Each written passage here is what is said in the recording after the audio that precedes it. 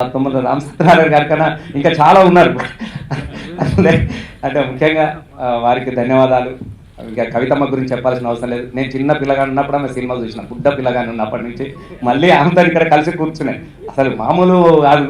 ఎందుకంటే ఒక 100 సినిమాలు పైగా హీరోయిన్గా చేయడం అనేది మామూలు విషయమా? ఇలా ఎవరు అంతా నేను చెప్తున్నాను కదా, ఇలా కాజోలు కాదు ఎవరైనా కావచ్చు, ఎవరికి సాధ్యం కానటువంటి ఒక గొప్ప సక్సెస్ను కవితమ్మ సాధించారు. అన్ని సినిమాలు తీసినా కూడా ఆమెలో ఏ కోశాన కూడా నేను గతంలో 100 సినిమాలు తీసిన హీరోయిన్ని నేను ఇట్లా అని చెప్పేసి ఒక్క ప్రశ్న మనకు కనపడదు. మన పక్కింటి అమ్మలాగానో మన పక్కింటి ఆడబిడ్డలాగానో కనపడతా ఉంటుంది. ఆమె ఆ సినిమా నిజంగా 100 సినిమాలు ఆమె ఏ వినయంతో ఉన్నదో ఇవాళ అదే వినయంతో ఉన్నది కాబట్టి ఆమెకు ఇంకా గౌరవం ఉన్నది. ధన్యవాదాలమ్మా. సినిమాలు అనేటివి చిన్నవి పెద్దవి ఉండవు. నేను ఎందుకంటే ఇప్పటి ఒక సినిమా చూసినా ఆ హీరో పార్ నాకు తెలియదు, కానీ ఆ సినిమా బాగుంది, ఒక మంచి కంటెంట్తో తీసిండు అనుకున్నప్పుడు నిజంగా నేను చాలా బిజీగా ఉన్నా, ఎమ్మెల్యేగా ఉన్నా కూడా పోయి మంచిగా లైట్ నిలబడి టికెట్ తీసుకుని ఆ సినిమా చూసి వచ్చినాయి. అదే సినిమా 2 ఏకకాలంలో వచ్చినాయి. ఒకటి బ్రహ్మోత్సవం, ఒకటి బిచ్చగాడు. కానీ సినిమా బిచ్చగాడేమో బ్రహ్మోత్సవంగా నడిచింది, బ్రహ్మోత్సవం బిచ్చగాడు అయిపోయింది. ఇది పెద్దది చిన్నది అనేది సినిమాలు ఉండవు. అంటే మనుషులకు నచ్చే సినిమా ఏది, ఈ సినిమాలో నేనేం చూడగలిగినాను, దీని ద్వారా నాకేమో సంతృప్తి కలిగింది అన్నటువంటి ఒక గొప్ప ప్రేక్షకులు ఉన్నారు ఈ కాలంలో. కాబట్టి మనం ఇటీవల చాలా పెద్ద సినిమాలు వచ్చినాయి. ఇట్లా వచ్చినాయి అవి మనం అప్పుడప్పుడు వస్తుంది కదా, పిడుగు టక్కన పడుతుంది, మళ్ళీ కనబడదు, ఒక నిమిషంలో కూడా కనబడదు అంతే. కానీ పిడుగు వస్తుందన్న దానికి అలజడి ఉంటుంది, వద్ద ఆగమాగం ఉంటుంది. కానీ ఒక మంచి సినిమాలు ఇటీవల వచ్చినటువంటి సినిమాలు చాలా కూడా, ఇది డబ్బింగ్ సినిమానా, ఇది పక్క రాష్ట్రం సినిమానా అనేది ఎవరు కూడా ప్రేక్షకులు ఇవాళ చూడట్లేదు.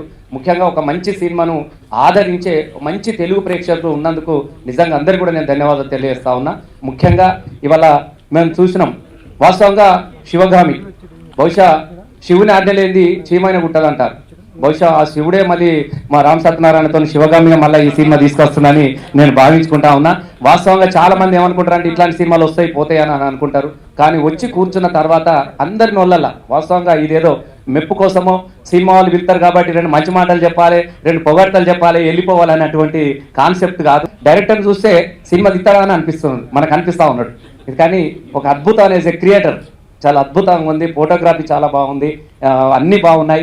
మరి అట్లాంటి ఒక డైరెక్టర్ను, ఒక చిన్న వయసులో ఉన్నటువంటి డైరెక్టర్కు ఒక మంచి అవకాశం ఇచ్చినటువంటి రమేష్ గారికి కూడా, ప్రొడ్యూసర్ కూడా నేను ధన్యవాదాలు తెలియజేస్తున్నా. ఎందుకంటే ఒక ప్రయత్నాన్ని ముందుకు తీసుకురావాలంటే ఏదో ఒక తోడు కావాలి, ఏదో ఒక ప్రయత్నం కావాలి. అట్లాంటి వాళ్ళకి అవకాశం ఇవ్వడానికి కోసం తప్పకుండా ఒక మంచి ప్రయత్నం చేశారు కాబట్టి ప్రేక్షకులందరూ కూడా దీన్ని తప్పకుండా ఆదరిస్తారు.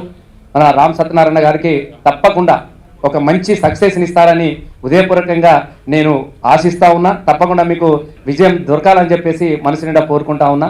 ముఖ్యంగా సాంస్కృతిక సారథి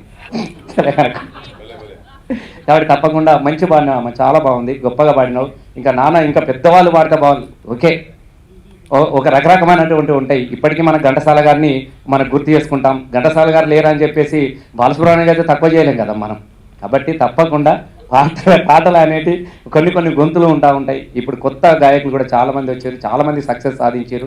ఒక మంచి ప్రయత్నం తప్పకుండా విజయవంతం అవుతుంది. ముఖ్యంగా నువ్వు మంచి పాట పాడినావమ్మా, మంచి శివగామి, శివుడు కూడా నేను చల్లగా చూడాలి, మంచి బ్రహ్మణ నీకు భవిష్యత్తు దొరకాలని మనసు నిండా కోరుకుంటూ Please subscribe. Please do subscribe. Please subscribe. Please subscribe. Please subscribe to our YouTube channel.